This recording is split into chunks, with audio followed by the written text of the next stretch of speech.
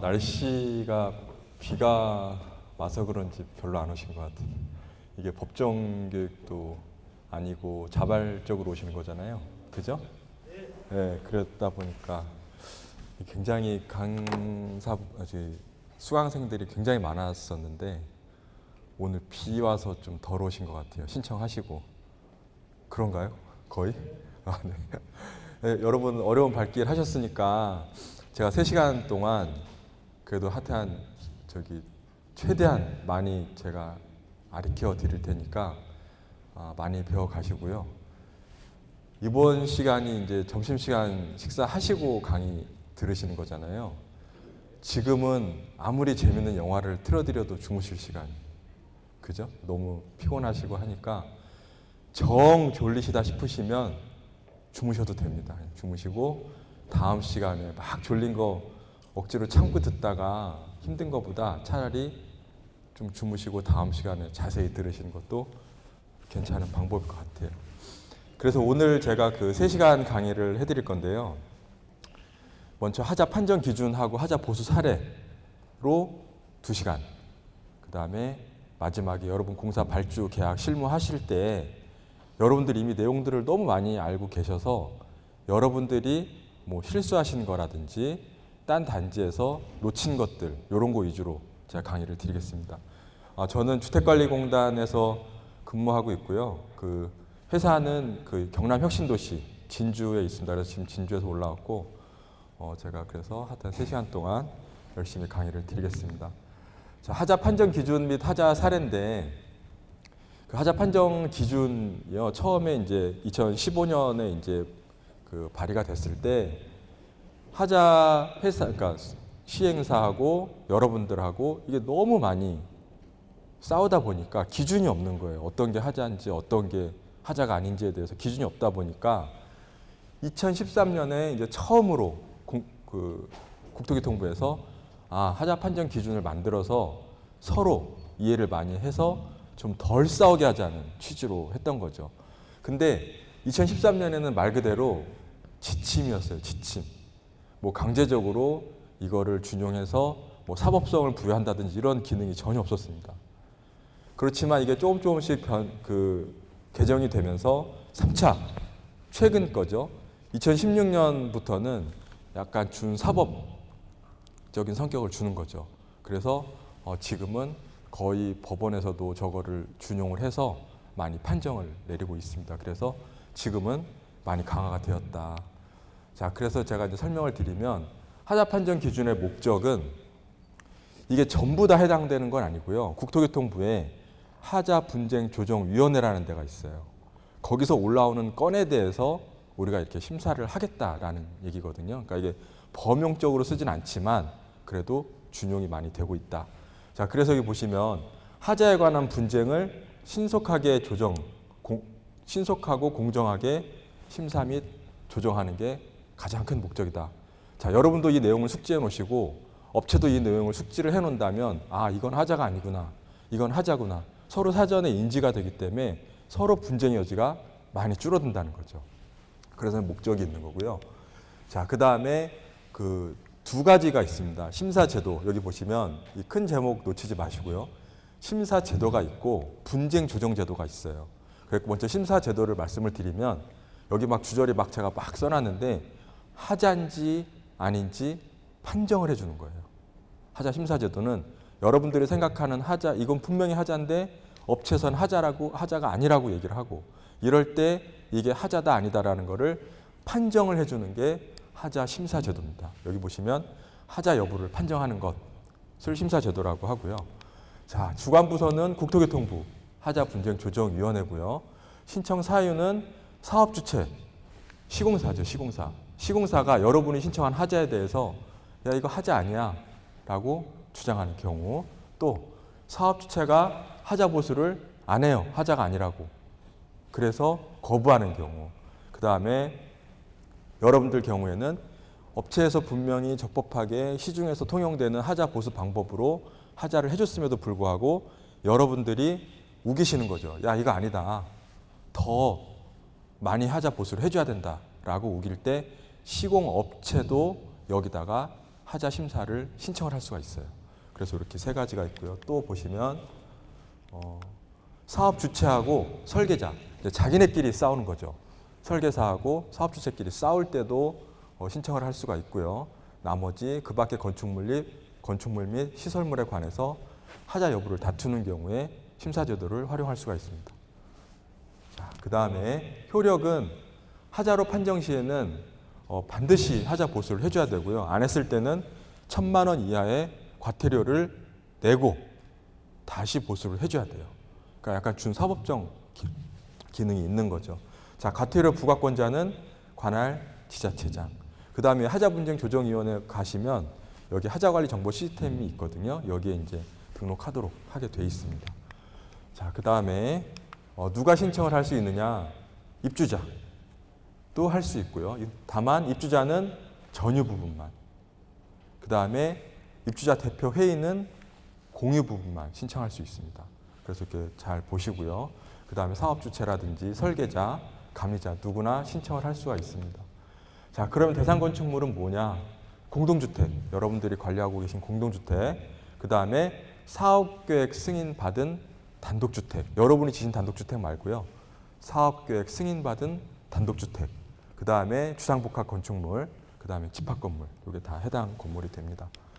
자, 신청 기준은 전유 부분을 막 100개, 1000개 할 수는 없겠죠. 마음 같아서는 다 하고 싶지만 하자분쟁조정위원회 인력이 한정이 돼 있어요. 그렇기 때문에 이걸 다 심사를 못하고 하자 부위 10개소 이내, 그 다음에 그 공용 부분은 동별 시설 공사별로 구분해서 신청을 할 수가 있습니다. 그리고 이제 신청의 각하라는 게 있어요. 요거는 교재에 신청을 해줘도 각하되는 것들이 있습니다. 요거는 여러분들 교재를 한번 참고하시면 되고요. 자, 제가 두 가지 있다고 그랬잖아요. 하자 심사제도 있고 하자 분쟁 조정 제도가 있습니다. 자, 이거는 뭐냐면 진짜 그 법원에 가기 전에 먼저 판결을 받는 거죠. 여기서 먼저 판결을 받아서 준사법적인 성격을 띠는 거예요. 자, 어떤 내용들이 있느냐? 이거는 말 그대로 싸우는 거예요. 업체나 여러분이나 똑같이 하자라고 인식은 하지만 서로 틀려요. 보수 방법하고 보수 범위를 놓고 싸우는 경우. 둘은 하자라고 인정을 했지만 야, 나는 이걸로 보수했으면 좋겠는데 아니, 업체는 야, 이거면 돼, 충분해 라고 서로 싸울 때 하자 분쟁 조정 제도로 들어가는 거죠. 자, 그 다음에 입주자 대표 회의 등이 업체에서 제시한 하자 보수 방법을 거부하거나 아예 그냥 배제시켜버리는 경우, 그 다음에 그 손해배상 같은 경우로 싸우는 경우, 이런 것들이 있습니다. 자, 그 다음에 효력을 보시면 그 조정이 성립될 경우에는 재판과 똑같은 효력을 발생이 되고요. 그 다음에 불이행시는 강제 집행이 가능합니다. 여러분들이 업체한테 하자분쟁조정위원회에서 이렇게 하라고 했으니까 니네가 이대로 고쳐라고 강제 집행이 할 수 있고요. 이게 이제 수원지방법원에서 처음으로 이 제도에 준해서 하자분쟁조정위원회에서 이렇게 판결을 했으니까 니네가 그대로 집행을 해라라고 최초로 판결을 수원지방법원에서 내려서 지금은 거의 다 모든 지방법원에서 준용을 하고 있습니다. 그래서 강제 집행 가능하고요. 그 다음에 하자관리 시스템에 등록을 똑같이 할 수 있습니다. 자, 그 다음에 신청 자격은 아까랑 똑같죠. 입주자는 전유 부분만, 그 다음에 입주자 대표 회의는 공용 부분만 신청을 할 수 있습니다. 자, 저거를 제가 이제 쭉 설명을 드린 다음에 말씀을 드리면 어디다 신청을 하시는지 모르는데요. 그 제목이 그냥 하자분쟁조정위원회예요. 국토교통부 하자분쟁조정위원회 인터넷 들어가시면 신청을 다 하실 수가 있습니다. 자, 그 다음에 대상 건축물은 아까는 집합건축물이 있었는데 집합건축물은 여기서는 해당이 안 돼요. 해당이 안 되고 공동주택, 단독주택, 주상복합까지 해당이 된다. 신청 기준 아까랑 똑같습니다. 똑같고 신청의 각하도 여러분 그 교재 참고하셔서 보시면 될 것 같아요. 자, 그러면 제가 이 하자 분쟁 조정 제도에 대해서 이제 그 개괄적인 설명을 드렸고요. 과연 하자를 뭘로 구별을 하느냐? 여러분들이 그냥 막연하게 하자 하는데 실제로 하자가 어떻게 구별이 되고 이게 무슨 하자고 하는 것들을 정확히 알고 계신 분들이 많지가 않더라. 그래서 이번 기회에 정확하게 배워보셨으면 좋겠습니다. 자, 시공, 이게 정식적인 명칭이에요. 시공하자는 막 써있지만 잘 못 만든 하자. 도면대로 만들었긴 만들었는데 잘 못 만든 하자, 미흡한 하자가 시공하자입니다. 그래서 여기 써 있는 것을 한번 읽어보면 내구성, 내마모성 및 강도 등이 부족하여 품질을 제대로 갖추지 아니했거나 끝마무리를 제대로 하지 않는 하자. 그러니까 잘 못 만든 하자를 시공하자라고 하고요. 자, 미시공하자는 쭉 써놨지만 안 만든 하자. 도면에 있는데 안 만든 하자를 미시공하자라고 그래요. 도면에 있는데 안 만든 하자. 그래서 여기 보시면 어느 공정의 전부 또는 일부를 시공하지 아니하여 그 건축물 또는 시설물의 안전상, 기능상, 미관상 지장을 초래하는 하자를 미시공하자라고 한다. 자, 그 다음에 그 미시공하자 그 판례를 보시면 우리 그 계단실에 무늬코트 몇 번 칠하게 돼 있죠? 표준 시방으로 몇 회? 크게 얘기하셔도 괜찮아요. 어차피 몇 회 칠하게 돼 있어요? 무늬코트 3회. 그죠? 하도 칠하고 페인트 칠하고 그 다음에 중도 점 뿌리고 상도 코팅하고 이렇게 돼 있잖아요. 자, 설계도서에서도 그렇게 돼 있었어요. 계단실, 이거 판례예요, 판례. 계단실 벽면 무늬코트 3회 시공을 하라고 설계도서에 돼 있었는데 실제로 시공은 마지막 3회째 그 반짝반짝하게 하는 거 있죠, 투명제. 이거를 시공을 안 한 거죠. 자, 3회째 그 투명제를 시공하는 이유는 뭘까요? 투명제를 시공하는 이유. 여러분 도장공사 할 때 아셔야 되잖아요. 왜 시공하죠, 그거를? 애들이 낙서하면 쉽게 지워지라고. 그렇게 돼 있는데 업체에서 이거를 안 한 거예요. 안 해서 입주자 대표 회의에서 야, 이거 너네 안 했으니까 다시 칠해. 오케이, 업체에서는 칠하겠다고 얘기는 했지만 업체에서는 이 투명제 뭘로 칠하죠? 뭘로 칠해요? 도장공사 해보신 분들. 뿜칠, 롤러칠, 붓칠. 뭘로 칠해요? 안 해보셨어요, 도장공사? 뿜칠하잖아요, 뿜칠.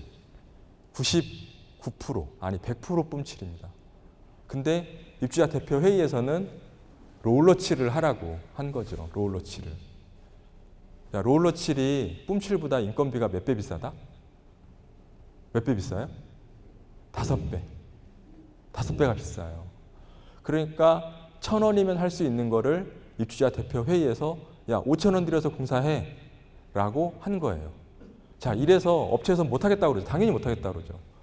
내가 안 칠한 건 미안한데 이거 1,000원이면 칠하는데 니네가 5,000원에 칠하라는 거는 말이 안 된다. 우리 분쟁조정위원회 가자라고 해서 판결이 어떻게 났냐면 3회 투명제는 일반 시중에서 거의 뿜칠을 칠하기 때문에 뿜칠로 시공해라라고 분쟁조정위원회에서 판결을 내려준 거예요. 이 판결은 아까도 말씀드렸듯이 법원에 올라가서 소송에서 내린 판결이랑 똑같은 효력을 지닌다. 그래서 업체가 잘못했을 때뿐만 아니라 여러분들이 저렇게 무리하게 요구했을 때도 분쟁조정위원회에서는 저렇게 조율을 해서 판정을 해준다. 이게 바로 그 분쟁조정위원회에서 하는 그 분쟁조정이에요. 자, 참고하시면 될 것 같고요. 자, 그다음 변경시공하자가 제일 문제죠. 변경시공하자는 여기 제가 또 막 써놨지만 변경시공은 딱 한마디로 말씀드리면 바꿔치기 한 하자예요. 바꿔치기 한 거. 설계도서에서는 그럴싸하게 막 대리석에다가 뭐 별의별 걸 다 해주겠다고 설계도에서 해놓고 막상 딱 들어가 보니까 마감은 되어 있는데 설계도서에 있는 최초 설계도서에 되어 있는 마감재를 안 쓰고 딴 걸 쓴 거죠. 비일비재하죠. 이게 문제가 제일 많이 되고 이게 바로 변경시공하자입니다. 말 그대로 변경시공하자. 여기 보시면 설계도서에 명기된 시설물의 규격, 성능, 재질에 미달하는 경우 그 다음에 설계도서에 명기된 시설물 대리석으로 해놓고 나무로 했다든지 그죠? 다른 저급자재로 시공된 경우를 변경시공하자라고 합니다. 자, 사례를 보여드릴게요. 자, 변경시공하자 사례를 보면은 이것도 마찬가지로 하자분쟁조정위원회에서 판례로 한 겁니다. 설계도서에 지하주차장 바닥마감 에폭시 라이닝 3mm로 되어 있어요. 자, 바닥마감 지하주차장 그 라이닝으로 하죠. 라이닝이 다 뭔지 아시죠? 뭔지 모르세요? 라이닝 아세요, 모르세요? 초록색으로 지금 다 깔려 있잖아요. 그죠? 자, 라이닝 같은 경우에는 재질이 두꺼워요. 한 2번 칠하면 3mm까지 나오는데 이 코팅제는 그 위에다가 나중에 한 4, 5년 지났을 때, 5, 6년 지났을 때 위에다가 덧칠하는 게 코팅제예요. 색깔은 똑같죠. 알 수가 없어요. 그 색깔 갖고는 이게 라이닝인지 코팅인지 전혀 알 수가 없어요. 자, 그렇기 때문에 업체에서 설계도서에는 라이닝 3mm로 해놓고선 실제 시공은 0.3mm 에폭시 코팅을 했다는 거죠. 이 금액 차가 엄청납니다. 3mm로 했을 때는 메타 제곱당 한 25,000원에서 3만 원 정도 하는데요. 이 코팅만 했을 때는 5,000원 정도 하는 거죠. 그러면 무려 공사비를 5배 정도를 띄어먹은 거예요. 업체가. 제가 카메라가 있어서 심한 말은 못하고 그냥 좋은 말로만 오늘 해드릴 때 그래서 강의가 좀 재미없을 수도 있어요. 업체가 띄어먹은 거예요. 5배나 되는 돈을. 알았으니 망정이지. 그죠? 자, 그래서 이 경우 같은 경우에는 다시 재시공을 하거나 아니면은 이렇게 차액에 대한 변상금을 달라고 하는 경우가 있죠. 자, 근데 코팅이 좀 약하죠. 당연히 라이닝보다 약하겠죠. 그렇지만 당장 못 쓸 수 있는 상황은 아니거든요. 그래서 이 단지 같은 경우에는 3mm로 할 거를 0.3mm로 했으니까 이에 대한 차액 5배에 대한 금액을 변상을 받은 거죠. 이게 바로 변경시공 하자입니다. 자, 그 다음에 하자 분쟁 조정위원회에서 또 이제 한 게 있는데요. 그 지하 2층 주차장에 멀티 판넬이라는 게 있어요. 제가 사진 보여드릴게요. 자, 근데 이거를 그 치장 블록으로 이제 처음에 설계가 돼 있었는데 멀티 판넬로 바꾼 거죠. 자, 사례를 보여드릴게요. 자, 이게 멀티 판넬이에요. 많이 보셨죠? 우리 아파트에. 저 역할이 뭐죠? 저 역할이 뭐예요? 미관상 아니면 기능상? 기능상. 무슨 역할 하죠? 그렇죠. 방수. 차수 역할을 차수. 기존에 콘크리트 벽이 있고 물이 넘칠 때 저게 댐 역할에서 한번 막아주는 거예요. 차수벽. 자, 근데 저거를 설계도서엔 뭘로 돼 있었다? 이걸로 돼 있었죠. 치장벽돌로 돼 있었는데 실제 와서 보니까 뭘로 바꿔놨더라? 이걸로 바꿔놓은 거죠. 이게 훨씬 싸죠. 치장벽돌로 하는 것보다 이게 훨씬 싸죠. 그래서 여러분들이 새 아파트를 들어가시면 좀 힘드시더라도 막 입주시키고 막 엄청 바쁘시잖아요. 그래도 급한 거 끝내 놓으시면 도면을 좀 펼쳐보시고, 그죠? 우리 아파트에는 도대체 뭔 것들로 구성이 되어 있나? 라고 해서 좀 돌아보셔야 돼요. 그죠? 그럼, 야, 딴 거 할 일도 바빠 죽겠는데 그거 언제 돌아보고 있냐? 그죠? 그래도 하셔야 돼요. 이런 것들이 이제 비일비재하게 나옵니다. 요게 이제 변경시공하자고 제가 사례로 이제 사진을 찍어서 보여드렸고, 또 어떤 변경시공하자들이 있냐면 제가 아까 대리석 말씀드렸잖아요. 서울의 대단지에 승강기 그 출입구 옆에 보면 이렇게 몰딩 이렇게 이쁘게 하잖아요. 그죠? 주위에. 근데 설계도서에는 대리석으로 하라고 돼 있었어요. 근데 입주해서 보니까 대리석이 아니라 나무에다가 그냥 그 뭐죠? 우리 무늬로 이렇게 랩핑 그걸로만 해놓은 거예요. 이게 바로 변경시공하자고. 또 저쪽 제 지명은 말씀 안 드리겠습니다. 경기도 갔더니 어떤 아파트에 4,000세대예요. 4,000세대. 설계도서에 어떻게 되어 있냐면 주방 가구, 우리 싱크대 있죠. 싱크대에 문짝이라든지 뭐든지 하이그로시 반짝반짝하게 하는 거 있잖아요. 이걸로 처음에 설계도서로 해서 입주민들한테 분양을 다 했는데 실제 가서 중고에서 딱 들어가 봤더니 하이그로시는 없고 나무 문짝에다가 그냥 나무 문짝도 아니죠. 그 합섬 있죠. 막 그 톱밥 갈아서 만든 거기다가 랩핑만 해놨더라. 이게 4,000세대. 이 돈이 얼마냐는 거죠. 이게 왜 그러냐면 카메라 있어서 제가 얘기해도 될런지 모르겠는데 대기업에서 아파트 분양할 때 물론 안 그런 회사들도 많습니다. 근데 대부분이 그런데 독립채산자라고 그래서 그 현장 소장한테 얼마에 딱 띄워주는 거예요. 분양을 한 다음에. 그 다음에 본사에다가는 얼마만 입금만 시켜주면 돼요. 그러면은 현장 소장은 요 범위 안에서는 내가 마음대로네? 하면 무슨 욕심이 생기겠어요? 저런 욕심들이 생긴단 말이에요. 그래서 여러분들이 새 아파트를 이제 그 관리를 하게 되시면 좀 힘드시더라도 제가 계속 말씀드리지만 도면을 좀 자주 보셔야 돼요. 아, 요것들이 있구나, 요것들이 있구나. 자, 그래서 여기 이제 변경 시공하자고요. 이게 제일 문제가 되죠. 자, 그래서 여기도 보시면 아까 그 적용 건축물은 똑같습니다. 그 단독주택 뭐 이런 것들 똑같은 거니까 넘어가고요. 자, 그 다음에 그 설계도서의 적용 그 기준은 반드시 사용검사를 받은 설계도서. 사용검사 설계도서가 뭐죠? 사용검사 설계도서. 아, 저도 고향이 대전인데요. 대전 분들, 경남 분들은 아예 말을 안 하시고 대전 분들은 남이 얘기하기 전에 아무도 얘기를 안 해요. 남들이 뭐라고 얘기하나 들어보고 얘기를 하세요. 저도 대전이에요. 고향이 선화동이에요. 설계도서 여기 사용검사 설계도서가 뭐죠? 준공도서예요. 준공도서. 준공도서를 반드시 기준으로 하되 그러면 아까 말썽이 생기잖아요. 제가 변경 시공하자. 처음에 여러분들한테 입주할 때 보여줬던 설계도서에는 대리석으로 해놨다가 준공도서만 나무로 바꾸면 전혀 문제가 없겠네요. 그러면 그죠? 그래서 여기 보시면 모든 거는 준공도서로 기준을 하되 단지 내장재, 외장재 요것들은 모집공고, 주택공급계약 체결 기준 처음에 여러분들한테 보여줬던 도서를 기준으로 한다라고 되어 있고요. 자, 그 다음에 처음에 그 건축 인허가 받은 설계도서 있죠. 이대로 시공하기로 하고 여러분들한테 분양 팜플렛을 나눠줬거나 했던 그 마감 자재 그걸 기준으로 하게 되어 있습니다. 준공도서를 아무리 자기네가 설계 변경해서 중간에 바꿔놓은들 그걸로 마감재나 이런 것들은 못 적용을 시킨다는 거죠. 대충 이제 내용 아셨죠? 자, 그래서 설계도서 적용 기준까지 봤고요. 자, 그 다음에 이제 전유 부분하고 공유 기준, 이제 판단 기준을 설명드릴 건데요. 전유 부분은 말 그대로 그냥 우리 집 안을 얘기를 하고요.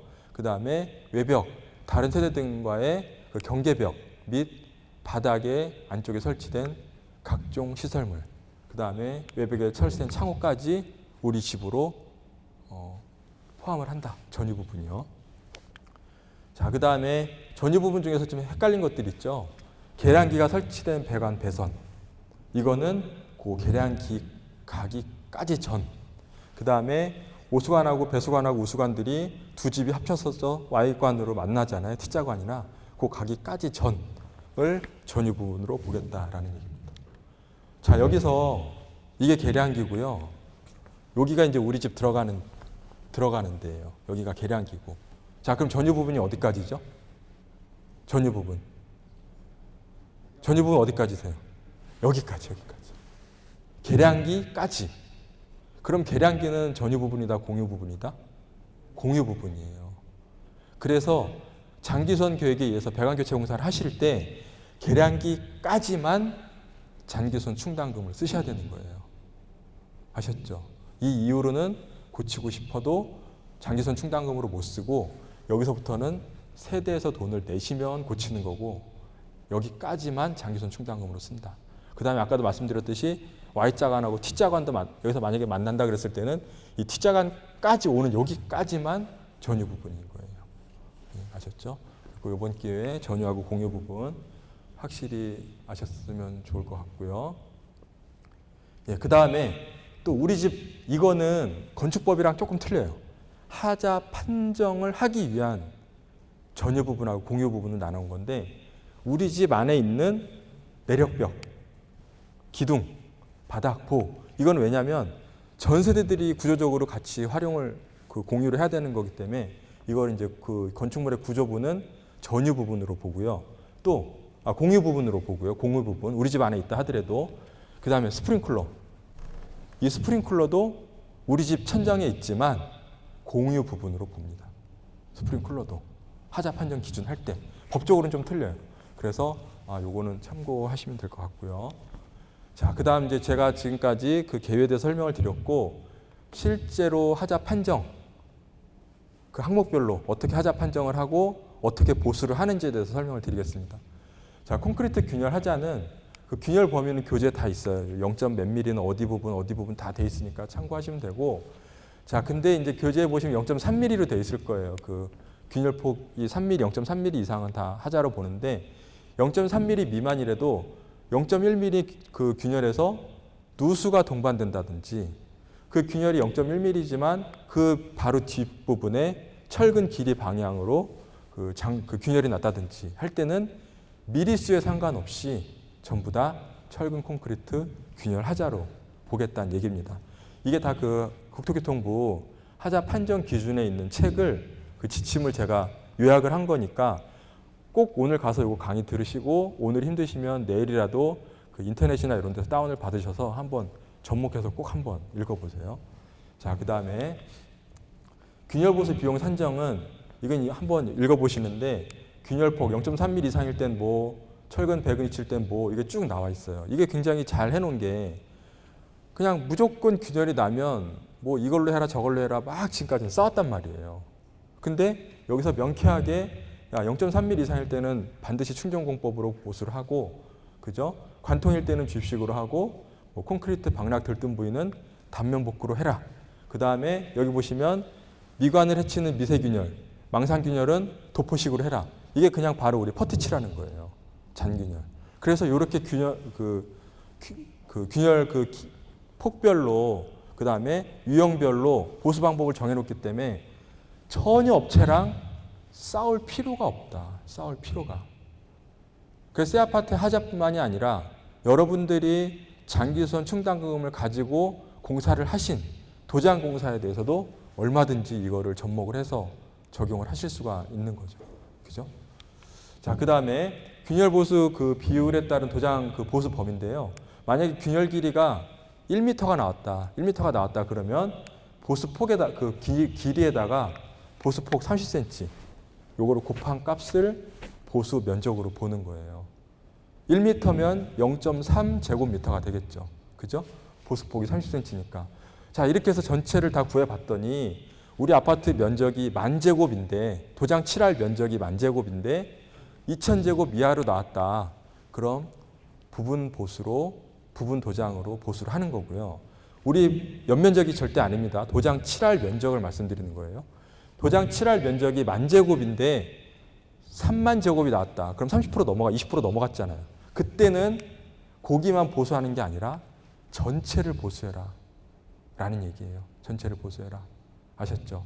그래서 요거는 반드시 그 기준이 돼 있는데 다만 아직 이게 이제 시행된 지 몇 년 안 돼서 여기 보시면 법원 판례하고 요거랑 약간 엇갈리는 경우가 있었어요. 반드시 이 기준으로 보면 부분 도장인데 법원 판례에서는 전체 도장을 하라고 했던지 분명히 이 기준으로 봤을 땐 전체 도장인데 부분 도장을 하라고 했던지 이런 경우가 지금 몇 번 있었거든요. 근데 요거는 시간이 가면 갈수록 통일화되지 않을까. 그래서 요거를 반드시 기억하고 계셨다가 요걸로 이런 게 그 구체적으로 정해주면 아까 처음에도 말씀드렸지만 여러분하고 업체하고 싸울 일이 없는 거예요. 싸울 일이. 그죠? 부분 도장을 할 거냐, 전체 도장을 할 거냐. 기준이 명확하게 주어졌으니까. 자, 그 다음에 그 철근 콘크리트 균열 보수 방법인데요. 0.3mm 미만은 그 실균열이죠. 우리가 얘기하는 실균열은 아크릴계 퍼티 균열 보수제. 여러분이 흔히 보시는 퍼티라고 그러죠. 퍼티. 그냥 바다라고 그러잖아요. 퍼티. 요걸 얘기를 하는 거고요. 표면 처리 공법으로 하면 됩니다. 이렇게 생겼어요. 이렇게. 그죠? 수성 외부용 퍼티. 이렇게 생겼고요. 그냥 우리 흔하게 보는 하얗게 쭉쭉쭉 칠하는 거. 이거는 실균열일 때 요거 칠하는 거고요. 이렇게 많이 보셨죠? 자, 이렇게 칠하는 거고. 자, 그 다음에 표면 처리 그 공법 그 할 때 유의사항이 반드시 원액을 사용해야 합니다. 제조사별로 약간 5% 정도까지 물을 섞으라고 이제 허용을 해주는 데가 있는데 뭐 작업성이 힘들어서 물을 써야 된다 그러면 5% 미만이지만 원액을 쓰는 게 원칙이고요. 물하고 희석하거나 페인트와 혼용을 금지한다. 자, 이게 왜 그런지 제가 설명을 드릴게요. 자, 그 다음에 붓하고 롤러를 이용하는 것은 절대 안 된다. 그럼 여러분 생각하시기에 퍼티를 어떻게 붓하고 롤러로 칠할까? 그 다음에 거기다가 왜 물을 섞고 페인트를 섞을까? 여기 보시면 이 퍼티가 마르면 이렇게 하얗게 된단 말이에요. 그죠? 밑에서 여러분들이 관리 감독을 잘 하실 때는 저층까지는 이 사람들이 혹시 업체에서 오신 분 계세요? 업체에서 오신 분. 다 끝나고 저 업체에서 왔는데 하지 마시고요. 네. 업체에서는 작업성이 우선 편한 게 1번이거든요. 그러니까 이제 밑에서 여러분들이 관리 감독 잘 하실 때는 이거를 막 애써서 원액으로 막 칠하다가 10층, 15층, 20층으로 올라가면 이제 꾀가 나는 거예요. 꾀가. 이게 아까 제가 아크릴 계열이라고 그랬잖아요. 아크릴 물에 잘 녹거든요. 이렇게 휘저으면. 그러면 꼭대기층도 이렇게 하얗게만 보이면 되는 거예요. 그죠? 균열 보수는 뒷전이고 하얗게만 보이면 되는 거예요. 그래서 물에 타서 페인트도 섞고 아까 아크릴 것도 섞으면 그냥 붓으로 쭉쭉 칠해요. 20층, 25층. 그럼 여러분들이 저거 확인하지 않는 이상은 알 수가 없다. 그죠? 그래서 반드시 원액을 칠해야 되는 거고, 만약에 그렇게 칠하면 저거 하나 많아요. 균열 방처 보수가 하나도 안 되는 거죠. 그냥 페인트 칠하는 거랑 똑같다. 자, 그래서 반드시 원액을 사용해야 되고, 물하고 희석, 페인트 혼용 절대 금지해야 되고, 붓하고 롤러를 이용하는 거는 절대 안 된다. 자, 그 다음에 그 0.3mm 이상은 아까 그 방법에 충전공법으로 되어 있어요. 충전공법으로 되어 있는데 여기는 이제 두 가지 방법이 있는데요.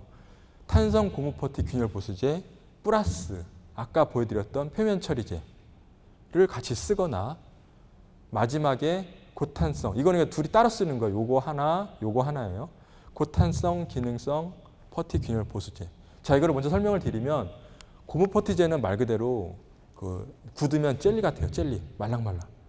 그러니까 균열이 지금 큰 것도 저거를 붙여 놓음으로써 균열이 이렇게 약간 커지면 커질수록 저게 이제 대응이 되는 거죠. 젤리처럼 이렇게 말랑말랑 하니까. 근데 단점이 저게 페인트랑 안 섞여요. 그러니까 페인트 위에 칠하면 저 색이 그냥 드러나는 거죠. 그래서 반드시 탄성 퍼티제를 칠하고 그 위에다가 요 아까 보여드렸던 표면 처리제를 반드시 칠해야 나중에 드러나지 않는다. 그리고 두 번째 거는 여러분들 많이 들어보셨을 거예요. 슈퍼크랙실이라고 많이 들어보셨죠. 두 번째 게 슈퍼크랙실이에요. 이거는 저 위에다가 페인트를 발라도 밑에 바탕 처리가 드러나지 않는다. 그래서 이렇게 사용하시면 되고 방법은 충전 공법입니다. 생긴 거 이렇게 생겼어요. 제가 슈퍼크랙실 같은 경우는 특정 제품이기 때문에 설명은 안 드리고요. 탄성 수성균제가 이렇게 생겨서 요거를 발라놓으면 마르고 나면 이렇게 눌러보면 젤리 같아요. 딱딱한 젤리 같고 그 위에다가 아까 제가 말씀드린 이제 그거를 섞는 거죠. 자, 그 다음에 그 콘크리트 방랑 및 탈락 부위는 그 기존에 너덜너덜한 거를 완전히 걷어내야 돼요. 완전히 너덜너덜한 걸 걷어내고 수지 몰탈이라든지 보강제로 백업을 시킨 다음에 완전히 건조시키고 마감을 해야 되겠다. 자, 이런 것들이죠. 이런 것들. 자, 우리 아파트가 저렇게 생겼죠. 여러분 관리하신 아파트들이.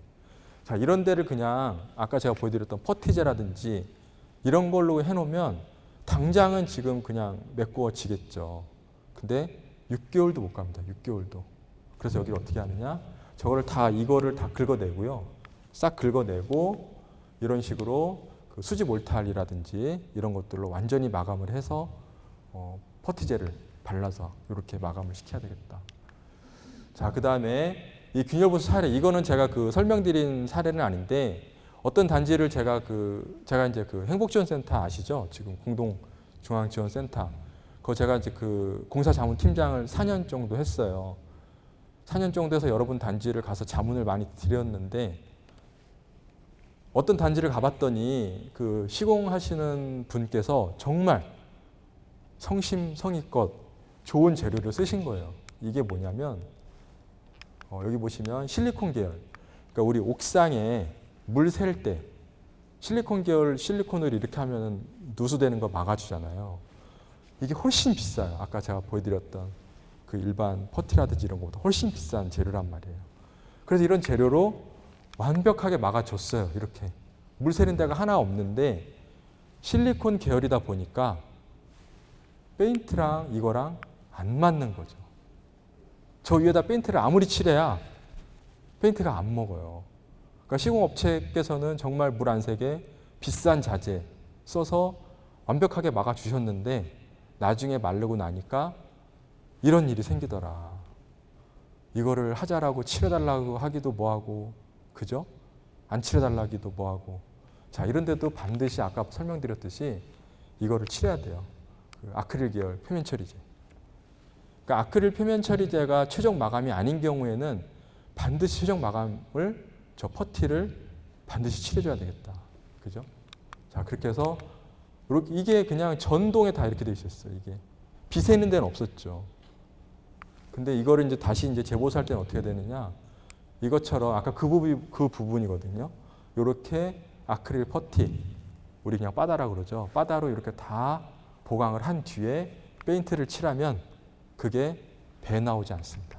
배 나오지 않습니다. 그래서 여러분 도장 공사하실 때 하여튼간 최종 마감은 뭐가 됐든지 퍼티를 해야 된다. 아크릴 퍼티. 아셨죠? 그렇게 해서 여기도 재도장, 그러니까 이거는 소장님께서 차마 이 업체에다가 하자보수 얘기는 못 하셨고요. 이게 한 5, 6년 전에 이렇게 한 7년 전 했는데 아직도 이렇게 쌩쌩하게 남아있더라고요. 퍼티제가. 굉장히 좋은 거죠. 퍼티제가 아니라 실리콘 보수제가.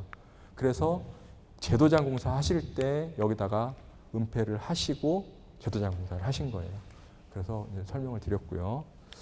자, 그 다음에 단면 복구. 단면 복구는 이거는 넘어갈게요.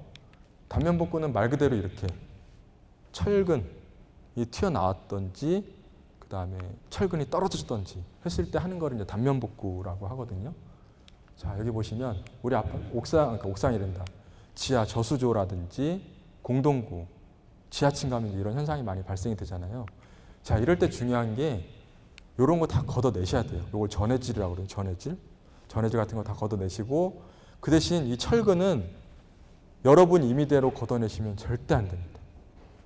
저 철근이 인장이라든지 이런 것들을 다 보강을 해주는 그거기 때문에 이거를 녹슬었다고 그래서 여러분들이 그냥 마음대로 뜯어버리시거나 하면 큰일이 발생이 된다. 뜯을 때는 불가피하게 뜯을 때는 반드시 전문가한테 의뢰를 하셔서 뜯으셔야 되고요. 자, 이런 것들을 어떻게 보강하냐면 요게 이제 여기다가 이제 수지 몰탈이라든지 고강도 몰탈을 해서 다 방청 칠하고 이제 보강을 하는 거고요. 자, 그 다음에 탄소섬유. 탄소섬유도 이제 어떤 때 쓰는 거냐면 아까 제가 보여드렸던 데 이제 보강하는 방법이 여러 가지인데 그냥 수지 몰탈, 강화 몰탈로 하는 경우가 있고 자, 탄소섬유를 사용하는 경우가 있습니다. 탄소섬유를 어떻게 사용하느냐? 자, 이런 식으로 여기에 이제 철근이 노출이 되고 막 이렇게 했을 때 약간 정리를 하고 기능상으로도 처짐 현상이 발생이 됐다 그랬을 때 프라이머 도포를 하고요. 이거 우리 아파트에서 찍은 거예요. 딴 일반 건물이 아니라 우리 아파트에서 찍은 사진들입니다. 자, 그래서 이 레진이라는 게 있고 프라이머가 있는데 이 프라이머는 이 레진이라는 제품을 잘 붙게 하기 위해서 칠하는 레진이고요. 여기 보시면 이게 레진이거든요. 이거를 붙게 하기 위해서 칠하는 게 프라이머고 그 다음에 레진을 칠하고 이제 그 위에다가 요거를 붙이는 거죠. 섬유를. 자, 그럼 저 섬유가 이 처짐을 과연 얼마나 방지를 해줄까? 지금 철근이 지금 못 버텨서 저걸 해주는 거거든요. 철근의 10배를 견딥니다. 저게. 철근의 10배. 그 대신 어떻게 했어요? 10배를 견디고 시트인데 저 정도니까 공사비가 엄청 비싸겠죠. 그래서 저런 것들은 전문가한테 의뢰를 받으셔서 만약에 사용해야 한다고 하면 의뢰를 받으셔서 사용하시면 될 것 같고요. 자, 그 다음에 콘크리트 균열 하자를 수지 몰탈로 보강하는 방법, 탄소 섬유로 보강하는 방법, 자, 그 다음에 세 번째 강판으로 보강하는 방법. 그 철근이라든지 그 콘크리트 떨어진 게 도저히 범위가 강범위해서 이거는 도저히 뭐 수지 몰탈이라든지 이걸로 못하겠다 했을 때는 강판으로 보강을 하는 방법이 있습니다. 이것도 마찬가지로 우리 아파트에서 찍은 사진인데요. 자, 이렇게 처지거나 그 콘크리트가 방락된 부분을 그 강판으로 이렇게 된 다음에 앵커로 고정을 하죠. 고정을 하고 자, 그 다음에 이 주위에다가 이렇게 퍼티를 다 칠해줍니다. 이 퍼티를 칠해주는 이유는 여기다가 이제 에폭시 액을 넣어서 저 슬라브랑 딱 붙이는 역할을 하거든요. 자, 강판이 저 모체, 콘크리트 모체랑 떨어져 있으면 아무 효과가 없습니다. 아무 효과가 없어요. 우리 여러분 도배지 생각해 보시면 콘크리트 벽체에 도배지가 약간 떠 있잖아요. 구조적으로 아무 역할을 못 하는 거예요. 그런 구조면. 자, 그런 구조를 막기 위해서 이 안에 콘크리트 모체하고 이 강판 사이를 딱 붙이는 역할을 에폭시가 하는 겁니다. 에폭시. 그래서 에폭시를 집어넣을 때 이런 것들을 안 해놓으면 절로 다 새겠죠. 에폭시가. 그래서 이거 새지 말라고 이렇게 쭉 붙여놓는 그런 역할을 하는 거죠. 그럼 에폭시가 이제 안 새겠죠. 그럼 에폭시를 느타느타 더 이상 안 들어가면 이제 꽉 찼다는 얘기예요. 그러면은 완벽하게 보강이 되는 거죠. 자, 그래서 이것도 마찬가지로 쇠판이라 이렇게 녹막 이치를 하는 거죠. 우리 아파트에서 찍은 사진들이에요. 여기도 마찬가지로 주저앉고 있는데 이걸 어떻게 방법이 없었어요. 시트 보강하기도 좀 애매하고 그렇다고 미장하기도 애매하고 해서 강판으로 그냥 갖다가 붙인 거죠. 그래서 이런 방법들이 있다. 3가지 방법 정도가 있고요. 자, 그 다음에 그 지하철 같은 경우에 지하철인데요. 바닥 균열이 0.3mm 이상이고 슬라브가 밑에 층까지 관통이 안 됐을 때는 충전공법으로 하면 된다. 충전공법은 뭐냐면 그냥 위에서 V커팅하고 아까 그 나온 재료들로 쭉쭉쭉 마감하면 되죠. 그 V커팅하고 프라이머 도포하고 실링제 충전하면 되겠다. 자, 그래서 여기도 보시면 이 V커팅한 자국들이에요. 균열들이 이렇게 쭉 나 있으니까 저걸 사람이 쭈그리고 앉아서 V커팅을 하는 게 아니라 이렇게 쭉쭉 롤러처럼 밀고 다니는 V커팅 기가 있어요. 바닥용. 그걸로 균열 따라 쭉 긁어놓은 다음에 프라이머 칠을 하는 거죠. 저렇게 프라이머 칠을 하고 이런 식으로 프라이머 칠을 하는 거죠. 프라이머 칠은 프라이머는 다 뭔지 아시죠? 재료를 잘 붙게 하기 위한 저런 것들을 도포를 하고 자, 이렇게 이제 퍼팅, 실링제 충전하고 이렇게 마감해 주는 거죠. 자, 근데 이때 제일 중요한 게요. 여기 써 있죠. 기존 도료 마무리입니다. 기존 도료. 에폭시로 되어 있으면 반드시 에폭시. 그 다음에 하드너로 되어 있으면 반드시 액상 하드너. 그 다음에 후루아스테인이라고 그러죠. 후루아스테인으로 되어 있으면 반드시 후루아스테인으로 해주셔야 됩니다. 그 이유는 제가 다 설명을 드릴게요. 자, 그 다음에 바닥 균열이 0.3mm 이상이고 슬라브를 관통을 했어요. 자, 이거는 중 2층, 그러니까 지하 2층, 지하 1층 있는 주차장을 얘기를 하겠죠. 주차장이 하나만 있으면 해당이 안 되고요. 자, 그래서 0.3mm 이상인데 지하 1층 슬라브가 관통이 됐어요. 밑에 층까지. 이랬을 때는 주입공법이다. 주입공법. 주입공법은 뭐냐면 자, 이렇게 좌대를 설치를 하죠. 여기다 여기 좌대라고 그러거든요. 좌대를 쭉 균열 따라 좌대를 설치를 하고 여기다가 주사기를 꽂아요. 이 안에 이제 에폭시가 들어있어요. 에폭시가. 그래서 고무줄을 딱 채워놓으면 이제 고무줄이 서서하게 압을 가해서 이제 여기 다 이제 들어가게 만드는 거죠. 그러면 저 에폭시가 그 균열 따라 다 침투가 돼서 콘크리트 역할을 하는 겁니다. 저거를 안 하고 또 위에다가 그냥 그 뭐죠? 그 V커팅해서 해놓으면 진동이라든지 거동에 의해서 저게 또 흔들려요. 또 균열이 발생해요. 그래서 관통이 됐을 때는 반드시 주입공법으로 해야 되겠다. 자, 그 다음에 그 콘크리트 박락의 원인을 보시겠는데 그럼 도대체 지하주차장 바닥이 왜 이렇게 박락이 될까? 그죠? 여기 보시면 1번은 습기입니다. 1번은 습기. 오늘같이 비가 오거나 한겨울에 눈이 왔을 때 사람들이 지상에 차를 세우기를 좋아합니까? 아니면 지하에 세우기를 좋아합니까? 지하에 세우기 좋아하잖아요. 그럼 이 비 다 갖고 차가 들어오죠. 그 다음 눈 다 갖고 들어오죠.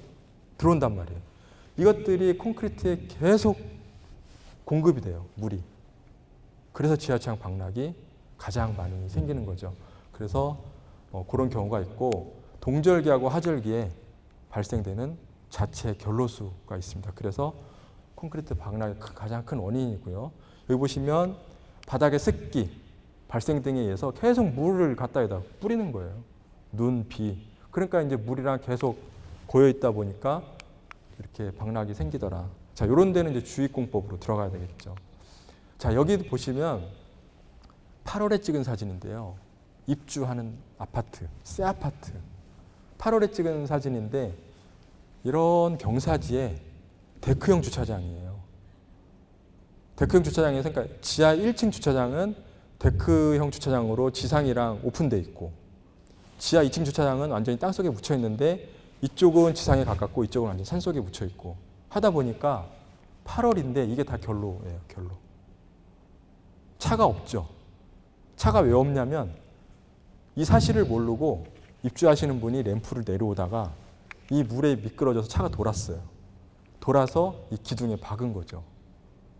새 아파트 입주해갖고 차 갖고 왔다가 차가 도른 거예요. 그러니까 이 결로가 겨울보다는 지하 같은 데는 여름이 훨씬 심합니다.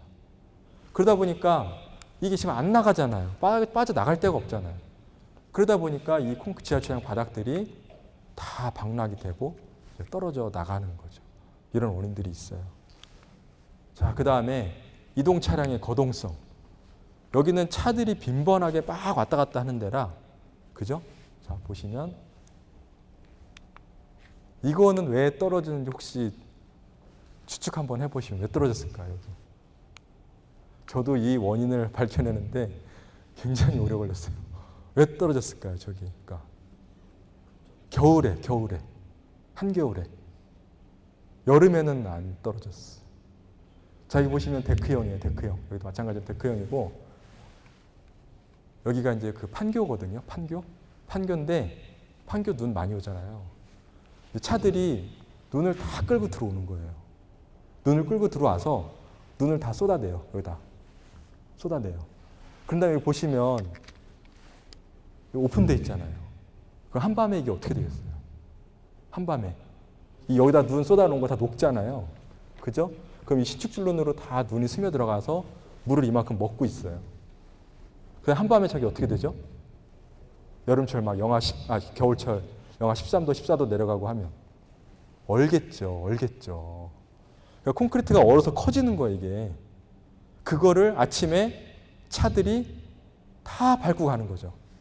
쿵쾅 하니까 이런 부분, 데크형으로 이렇게 노출된 부분은 거의 다 깨져 있더라.